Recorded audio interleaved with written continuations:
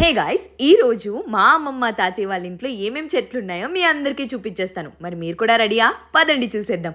First అయితే మా ఇంట్లో మామిడి చెట్లు ఉన్నాయన్నమాట. ఐ థింక్ ఇది సెకండ్ ఖాతా అనుకుంటా. అంటే ప్రీవియస్ ఇయర్ కాసాయి, బట్ మేమైతే టేస్ట్ చేయలేకపోయాను. కానీ ఈసారి పక్కగా టేస్ట్ చేద్దామని ఫిక్స్ అయిపోయాను అనమాట.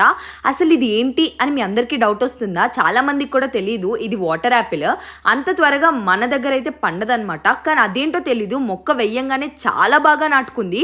వెంటనే గుత్తులు గుత్తులు కింద భలే ఇస్తూ ఉంటుందన్నమాట. అందులోనూ వేసవికాలం వచ్చిందంటే చాలు, ఆల్మోస్ట్ మామిడి ఖాత కాసే కంటే ముందే ఈ ఖాత అయితే చాలా ఎక్కువ ఇచ్చిందనమాట. అంటే ఇది 1 year టైం తీసుకుంటేను ఇది అసలు టైమే తీసుకోలేదు, వెంటనే కాయడం మొదలు పెట్టేశాయి.